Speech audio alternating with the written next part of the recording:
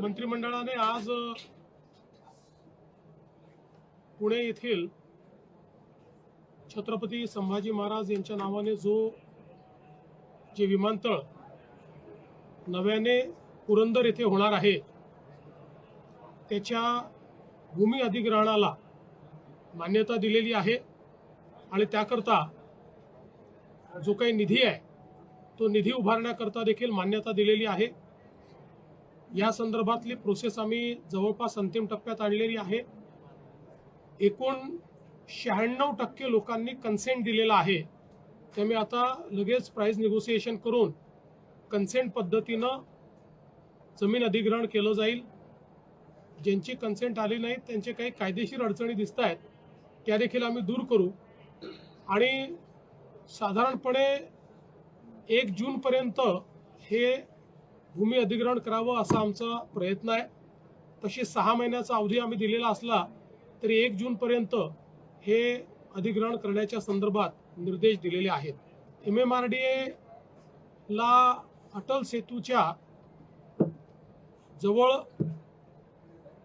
Planning authority म्हणून जी काही जागा आपण दिलेली आहे आज त्या ठिकाणी सिडको आणि MIDC चे रूल्स लागू करून त्यांना जमीन ॲक्वायर करता येईल अशा प्रकारची मान्यता मंत्रिमंडळाने दिली आहे। यामुळे तिसरी मुंबई ही जी आपली संकल्पना आहे या संकल्पनेला मोठ्या प्रमाणात चालना मिळेल आणि अत्यंत वेगाने हे काम आपल्याला करता येईल। आज जलसंपदा विभागातही अतिशय महत्त्वाचा निर्णय आम्ही घेतलेला आहे आणि जवळपास त्या ठिकाणी 40 प्रकल्प आणि 100 कॅनॉल्स हे पूर्ण करण्याकरता आपण 15,000 कोटी रुपये हे नाबार्डच्या माध्यमातून दीर्घ मुदतीचं कर्ज घेण्याकरता मान्यता दिली आहे। जे प्रकल्प आपण घेतलेले आहेत हे सगळे असे प्रकल्प आहेत की जे पुढच्या 1 ते 2 वर्षात पूर्ण होऊ शकतात, ज्यांचं अंतिम टप्प्याचं काम बाकी आहे। आणि हे सगळे कॅनॉल्स आहेत की ज्याची एफिशियन्सी संपलेली आहे, त्याला नव्याने लाइनिंग करण्यात येणार असून आणि त्याचं अद्ययावतीकरण आपण करणार आहोत। हे जे काही आपण जे प्रकल्प पूर्ण करणार आहोत याच्यामुळे 3.5 लाख हेक्टर जमीन ही त्या ठिकाणी सिंचनाखाली येईल आणि जवळपास या कॅनल्समुळे 4.5 लाख एकर, तिकडे 3.5 लाख हेक्टर नाही 3.5 लाख एकर आणि इकडे 4.5 लाख एकर अशी 8 लाख एकर जमीन ही ओलिताखाली येईल अशा प्रकारच्या या प्रकल्पाला आज मान्यता देण्यात आलेली आहे।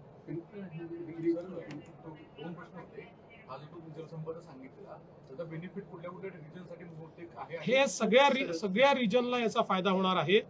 सगळ्या रिजन मधले अपूर्ण प्रकल्प हे याच्यामध्ये घेतलेले आहेत आणि सगळ्या रिजन मधले जे कॅनल्स आहेत ते कॅनल्स याच्यामध्ये घेतलेले आहेत। या संदर्भात एक मोठा अभ्यास हा मित्राच्या माध्यमातून आपण केला होता आणि एफिशियन्सी वाढवण्याच्या दृष्टीने, कारण आपल्याला माहिती आहे की 8 लाख एकर आपल्याला जर अन्यथा नव्याने इरिगेशन तयार करायचं असेल तर त्याचा खर्च हा किमान 1 लाख कोटी रुपये आहे, पण 15,000 कोटी रुपयांमध्ये आपण ते अचीव करू शकणार आहोत। एफिशियन्सी आपण वाढवतो।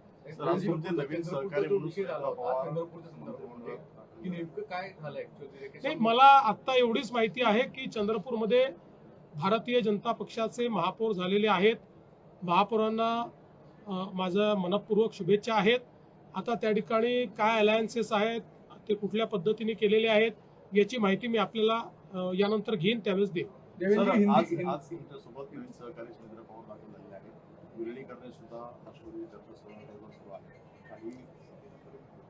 बघा, आज पहिल्यांदा तर मंत्रिमंडळाची अजितदादांच्या दुःखद निधनानंतर पहिली बैठक असल्यामुळे आज त्यांचा शोक प्रस्ताव आम्ही त्या ठिकाणी मंत्रिमंडळाने मान्य केलेला आहे। आज सुनेत्राताई पवार यांची पहिली मंत्रिमंडळ बैठक होती, पण दुखवटा असल्यामुळे आम्ही केवळ शब्दसुमनाने औपचारिक त्यांचं स्वागत केलेलं आहे आणि मला विश्वास आहे की त्यांच्या नेतृत्वामध्ये राष्ट्रवादी काँग्रेस पक्ष कालच्याही निवडणुकीत अतिशय चांगला परफॉर्मन्स त्यांचा राहिलेला आहे आणि भविष्यातही चांगल्या पद्धतीने काम करेल। बाकी विलिनीकरणाचे वगैरे जे विषय आहेत ते त्यांच्या पक्षाचे विषय आहेत. त्या विषयात मी बोलणं योग्य होणार नाही. त्यांचा पक्ष त्या संदर्भात बोलेल.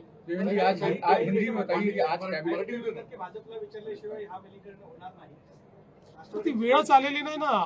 जेव्हा वेळ येईल ते जर आम्हाला अधिकृतरित्या येऊन सांगतील की आमचं काही ठरलं आहे तर त्यावेळेस याच्यावर मी प्रतिक्रिया दिली पाहिजे.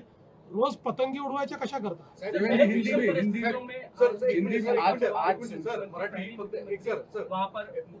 ठाणे आणि ठाण्यामध्ये 2 मेट्रो प्रकल्प ऑलरेडी तयार झालेले आहेत.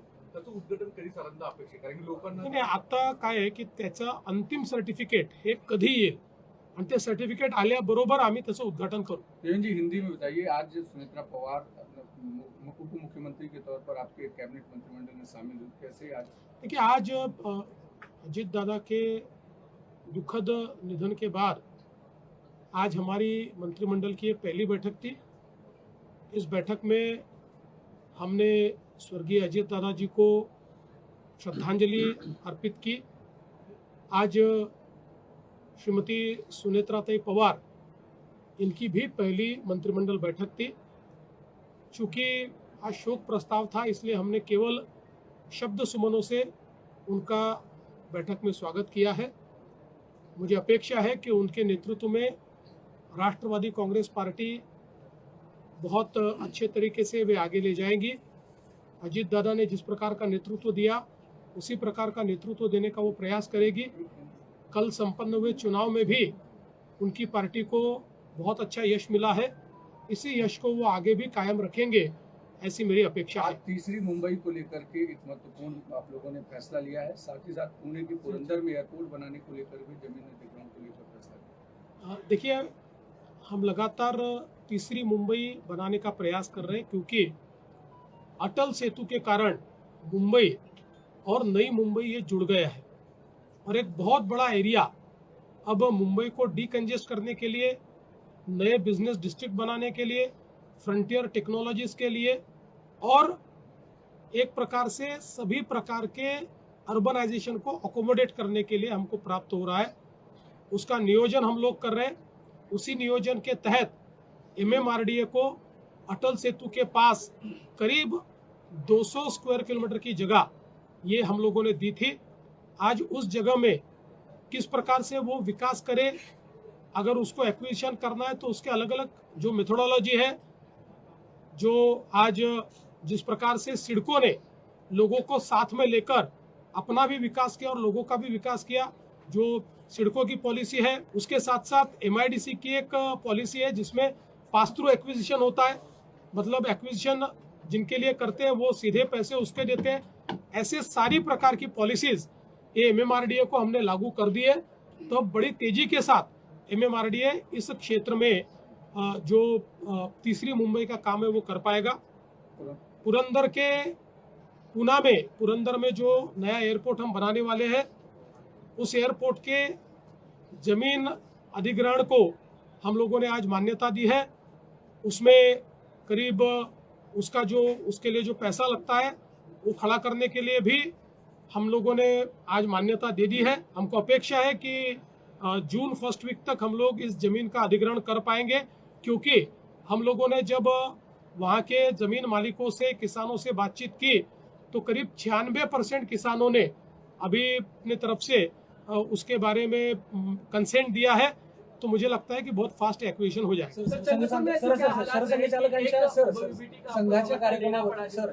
देखिए, अभी तो मैं कैबिनेट में था तब मुझे ये मैसेज आया है हमारे सुधीरभाऊ मुनगंटीवार जी का और किशोर जोरगेवार जी का कि चंद्रपुर में भारतीय जनता पार्टी के मेयर बने हैं. मैं हमारी महिला मेयर है, मैं उनको बहुत बहुत बधाई देना चाहता हूं. अभी इससे ज़्यादा मेरी कोई बातचीत हुई नहीं क्योंकि आप लोगों ने कैबिनेट के तुरंत बाद मुझे पकड़ के यहाँ लाया है, तो मैं पूरी जानकारी लूंगा, उसके बाद आपसे बात करूंगा. संघाच्या कार्यक्रमावरती राज ठाकरेंनी टीका केली आहे. सरसंघचालकांनी मराठी भाषेसंदर्भात जे विधान केलं होतं ते कुठेतरी त्याला कुठून काढले आणि जी मंडळी कार्यक्रमाला उपस्थित राहिली होती ती मोदी सरकारच्या भीतीमुळे उपस्थित राहिली होती असं त्यांनी म्हटलं. माझं तर अगदी स्पष्ट मत आहे की ज्या लोकांना निमंत्रण मिळालं नाही त्यांना वाईट वाटतंय आणि म्हणून ज्यांना निमंत्रण मिळालं त्यांच्यावर ते टीका करतायत. मला असं वाटतं की संघाचे 100 वर्ष पूर्ण झाले.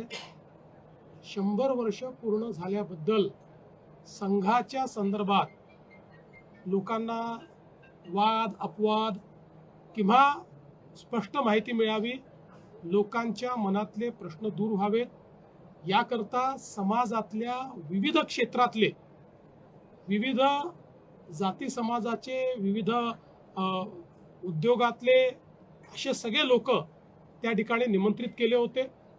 आणि आपण बघितलं असेल तर बहुतांश लोक असे होते की ज्यांचा कधीही संघाशी संबंध आलेला नाही. आणि विशेषतः 2 दिवस माननीय पूजनीय सरसंघ चालकांनी केवळ मार्गदर्शन केलं नाही, तर आलेल्या प्रत्येक प्रश्नाला उत्तर दिलं.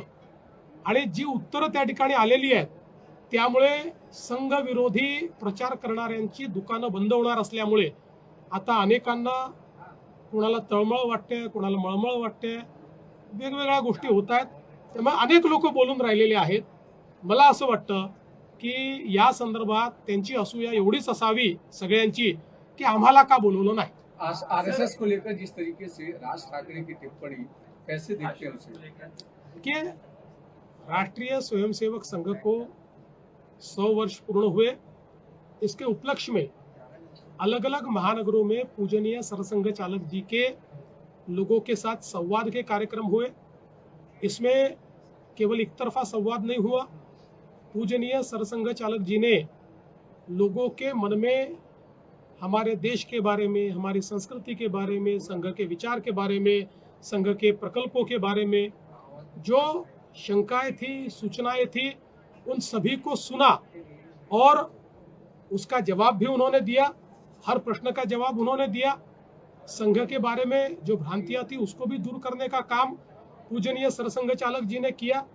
मैं ऐसा मानता हूं कि ऐसा अमूमन होता नहीं है कि कोई इस प्रकार का संगठन अपने विचारों से परे लोग या जिनका अपने साथ कोई संबंध नहीं आया ऐसे लोगों को निमंत्रित करके उनसे सवाल जवाब करे, और वो भी संघ जैसी दुनिया की सबसे बड़ी स्वयंसेवी संस्था के प्रमुख अगर इस काम को करते हैं तो मैं ऐसा मानता हूं कि अपने आप में एक बहुत महत्वपूर्ण इस प्रकार का कार्यक्रम था. और जो लोग इस पर टीका टिप्पणी कर रहे हैं, मेरा तो अपना मानना यह है कि चूंकि उनको निमंत्रण नहीं मिला इसलिए उनके पेट में दर्द है.